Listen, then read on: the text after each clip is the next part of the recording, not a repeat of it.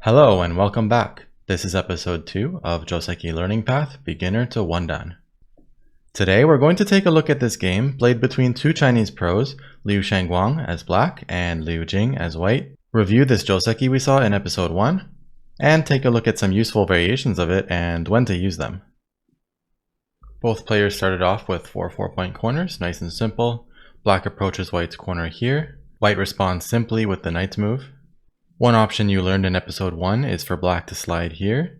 White takes the 3 point and black extends away, making a base in some territory.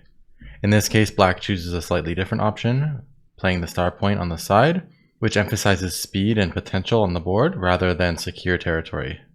In fact, with 3 spaces apart like this, white can even invade right in the middle. Even if black blocks in the center, white can easily make enough eye space to survive on the side. But white doesn't need to do things like this right away, as white doesn't get much territory from this and also gives black quite a lot on the outside. White decides to approach the corner from this side to restrict black's development between the bottom and the right side. Black chooses the 1 space low pincer, which makes it difficult for white to make eye space in the local area, and more or less forces white into the corner where they can easily get eye space. In the example game from episode 1, we saw this Joseki where black cuts white off from the approach zone. White extends the eye space. Then, in order to be able to jump here without worrying about these cutting points, white increases their liberties in the corner first by playing Hane and connect. And then jumps out to here without any problems of the push and cut.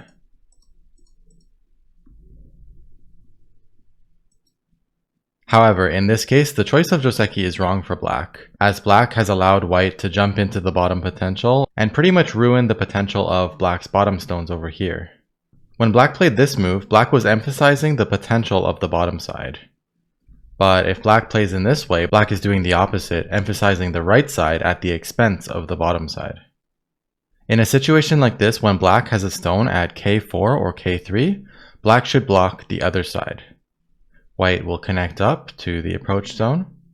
Black can extend once here, which gets black more liberties, makes the wall bigger, and also threatens to push and cut. Black can push, cut, and if white captures the stone to win the liberty fight in the corner, black can counter Atari on this side, and separate the 1 stone over here. So white needs to fix the weakness, and black needs to finish building the wall as well as some connection back to this pincer stone. Now you can see that white has gotten the corner territory here, and black is developing a large potential on the bottom. Black still has many weaknesses, such as the invasion point here, other invasion points around here, as well as the disconnection point over here. However, in exchange for that, black has a much larger potential than white, and white, although very secure, has about 10 points here. If black, for example, plays at the marked points, expanding here, and also expanding over here while also fixing this cutting problem, black can expect a potential around here about 30 to 40 points and counting. And it's getting harder for white to invade here with all these added stones on the outside. In the game, white invades a 3 point as expected. Black blocks on this side in order to build up the potential of the bottom. White connects back, black extends. And rather than simply blocking here, white plays something slightly different, which is this descend. It's almost the same, since even if black pushes here, white can still block. Both moves are possible and have their pros and cons.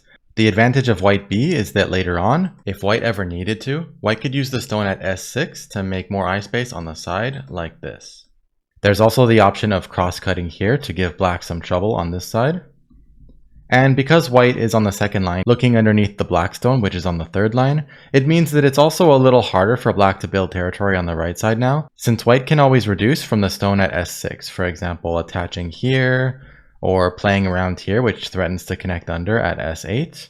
Rather than simply blocking here, which would be fine, black has a slightly better move here with this double knights move. The difference here is that this move focuses a little more on building the bottom. It also makes it easier to handle things when white starts cutting, like pushing here and cut, or cutting like this. Because after white cuts, black gets the next move, so black can Atari for a ladder, or even just extend. Whereas if we play here, when white cuts, we need to also cut white off, and then white is able to extend before we can play again. If we respawn somewhere on this side, then white can press black down on this side. If black prevents that, then white has chances to play on this side.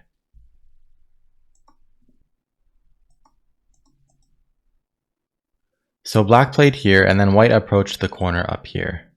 Again, black played a pincer and white jumped into the 3-3 point, just like at the bottom.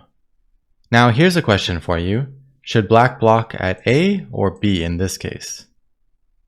Pause the video if you'd like to give it some thought. The answer is B. White pushes, black extends, hane, connect, and jump out.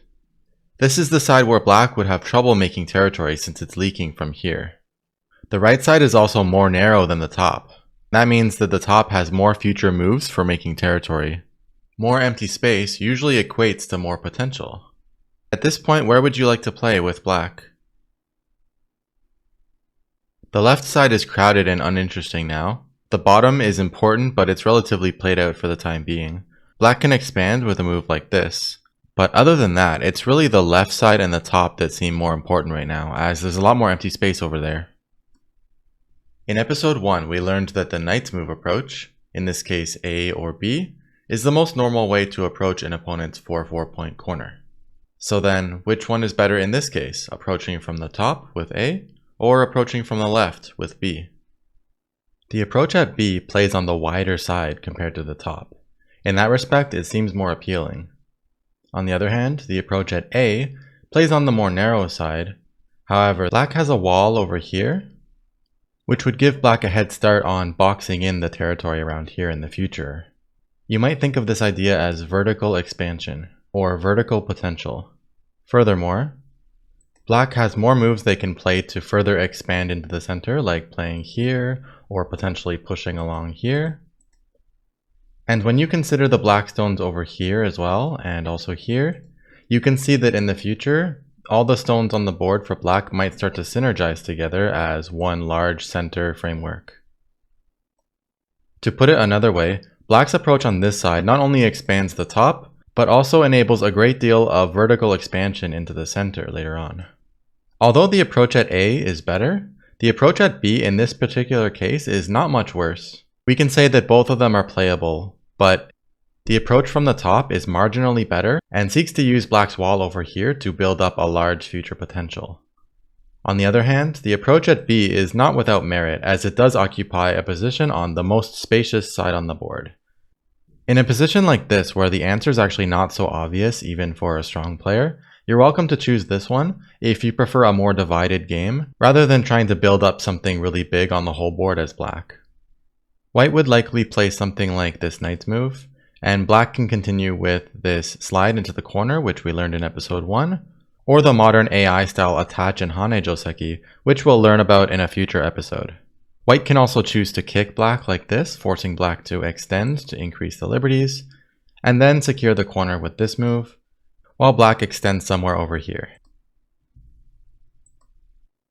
By the way, some of you watching this may already know that in the recent times of AI, usually the attach and hane Joseki here is much more popular and highly rated by AI than the slide on the second line. However, the slide here actually has its own merits. First of all, by not attaching to white, you avoid making white stronger, for example a sequence like this, which is sometimes an important consideration.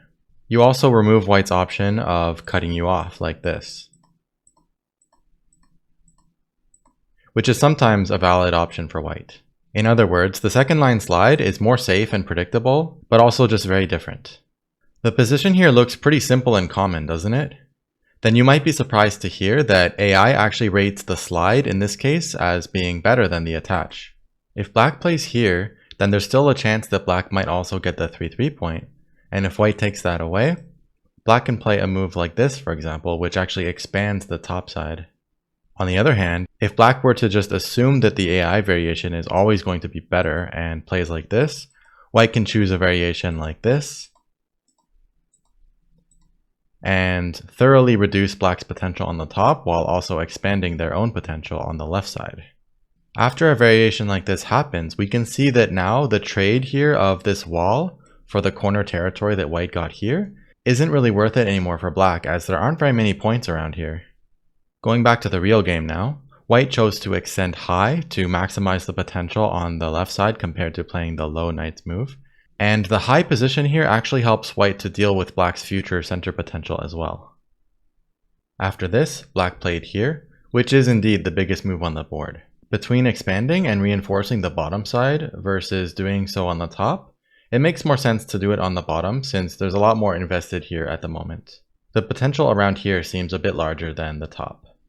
Since black neglected to reinforce the top, white came in with a pincer like this to reduce it while also threatening the one stone over here. Since white chose to come here and punish black for omitting a move, black does the same thing to white in the lower corner. We'll stop here for the pro-game analysis and finish discussing the Joseki patterns themselves. It's worth noting that these Joseki variations are extremely common and well known, and you can find pro-game examples of them everywhere. First, let's review this Joseki variation. White approaches from the top, and in this case, if black values the top side more than the right side, black will play a pincer move on the top side. White doesn't have very much space here, so white jumps right into the corner. Black, valuing the top side, decides to cut white off in the hopes of turning this one white stone into part of black's territory on the top. White extends here to increase liberties, increase eye space, and try to get out on this side. Black extends as playing Hane can be pretty dangerous, particularly when there's a white stone over here. White doesn't want to keep pushing, as at some point black definitely can play Hane and go for something like this, which would be pretty happy for black. And in fact, even if black just kept extending, it's not necessarily good for white either, as black is getting a bigger wall and white isn't gaining that much in the way of territory. So white wants to get ahead with a move like this, that way black would be pushing from behind.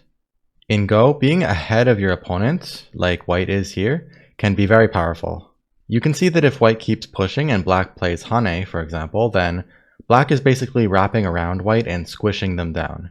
If white keeps extending like this, at this point white's only getting 1 or 2 points at a time, while black's getting a big wall on the outside. This is one example of the big advantage of being ahead of your opponent in terms of the stones.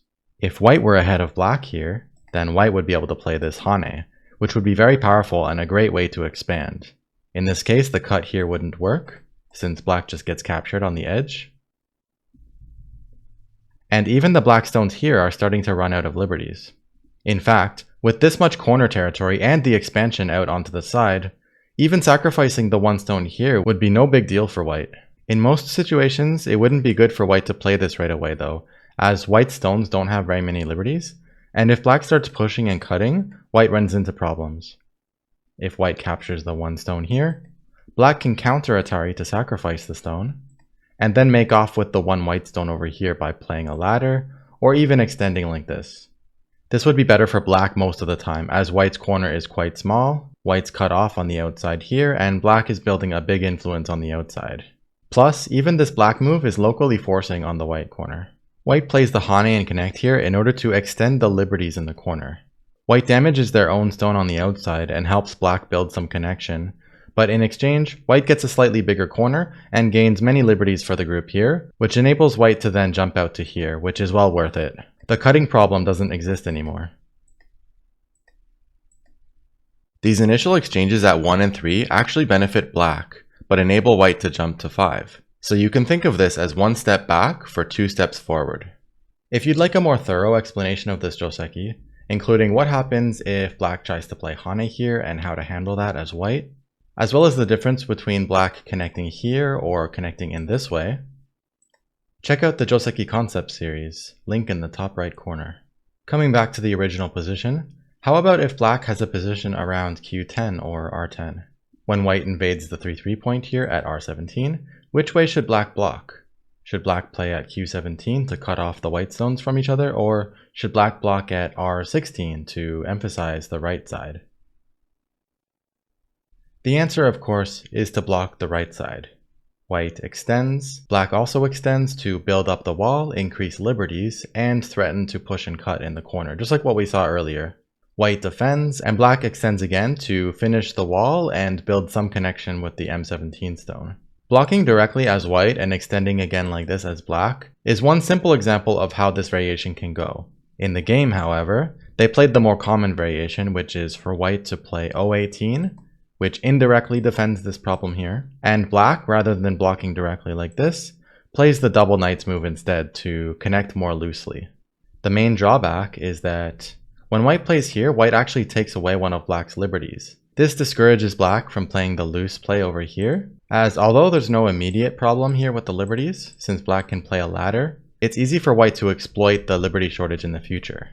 Thus, black extends in order to maximize the number of liberties on this wall. With a simple shape like this, if black ever played Hane in the corner here, white would simply Hane back to block, black would connect, and that would be the end of that for now. White might play around this side somewhere to expand the eye space, and then probably play elsewhere. However, when white has played 018 and the liberties of these two white formations are not shared, then black in the future can push in like this, play a Hane, and actually have the option sometimes of playing Atari here, and then another Atari like this, thus decreasing white's territory a fair amount all in one go. None of that is possible when all of white's stones are sharing the same set of liberties, so it can be worth noting as a subtle advantage of the straight line formation as opposed to playing here. Now, I have one more variation to show you guys in the case where black has a stone around here and we're blocking on this side. White should pretty much always connect back like this, and black should extend here to avoid white playing, for example, the tiger's mouth shape like this. The difference between white getting this versus black getting to play a forcing move here is totally night and day. In this position, if white immediately tried to break through here to disrupt black's wall and black's connection to the stone over here, the problem with that is that black can actually push and cut, as we've seen a few times. However, if white plays here and black actually chooses to block, thinking to protect the territory here from white leaking in on the side, then white actually has enough liberties in the corner now to push out, and this would be really bad for black, as the cutting variations here don't actually work for black at all. As soon as white busts out here, it's pretty much a strategic collapse for black, as black is going to owe another move around here, and the one stone over here is looking a bit misplaced. Thus, instead of blocking here, black should actually just block over here instead. If white tries to take advantage of the opening here by pushing or leaking in with something like this, black can just wreak havoc on this side and gain a lot in the local situation. Although white can get into here, currently white's eye space isn't even enough for two eyes, and black is causing quite a lot of damage on the top. It's always good to be willing to compromise if the opponent offers you enough in exchange. If white continues around here, then black, whenever they wish, will have the opportunity to continue making more territory on the side like this, capturing more white stones and decreasing the size of white's corner. If white defends, then white is not even perfectly alive in the corner. Therefore, the third variation I'd like to show you actually goes like this. White extends here, black blocks here. White needs to save this one stone because the damage on the top would be too severe. But white also wants Sente because if white just defends with something like this one or this one, then black has a chance to play elsewhere or block over here to get all the territory, and it's not quite satisfactory for white. White's plan with this move is to bump against this black stone over here and Hane. Locally speaking, these exchanges are quite nice for black, and because of white's liberty shortage, black can even play a double Hane here. This can get quite complex, and much of that is outside the scope of this video. But basically, if white goes after the one stone like this, black has a chance to Atari here, and Atari in like this, and pretty much destroy the corner. If white simply connects, then black has a chance to connect and has a very strong formation on this side now. What white does instead is actually pushing out here, which is actually what white wanted all along. If black goes after the one stone, then white just sacrifices it pretty easily, and in this case would continue out onto the side. This would not be very good for black in most cases. Black would jump out like this for now, or in some cases block directly. If black jumps out like this, then white is already content with having reduced black's potential and expanded the corner a little bit, and will usually play elsewhere now. If black blocks directly, white might still consider to play elsewhere, but definitely has moves like clamping here to consider, either now or later. If black connects, then white successfully gets into black's territory. If black tries to disconnect like this, then the bad potential of this cut here is very scary for black. This might not work right away for white. For example, black can play a ladder, or black can just Atari a few times and then take one stone like this. But when you consider that there's also an Atari waiting over here, black will need to connect, and all of a sudden you'll start to see some danger with the 5 stones over here. White won't usually do this right away and would probably want some sort of setup first, but the danger lingering there for black would usually be too much to bear. Plus, instead of cutting, black can even think of moves like this, forcing black to play some kind of connection like that, and then white can play more moves in the area. So, variation 1. Push, extend, that's it. Variation 2. Push, extend, and extend onto the second line, and black plays the double knight move as a looser way of connecting. Finally, we have the most recent variation, which is highly preferred by AI. Black blocks the center, white bumps against black stone here, which is normally a bad practice. White essentially shortens their own liberties, and enables black even to double hane here. White's essentially bumping their head on the stone here and not gaining any liberties, and when white plays hane, black's even able to double hane here, which is pretty painful for white. However, the point of that was to fix this part in sente, that way white can switch to this side and push here. Black responds with a one space jump, and the variation ends here for now. Don't forget to try out these variations in your real games. In the next episode, I'll be testing you on everything you've learned so far. Let me know your questions, comments, and other feedback in the comment section below. And if you got value out of this, please click like and consider subscribing. This has been episode 2 of Joseki Learning Path, Beginner to One Dan, and I'll see you guys in the next one.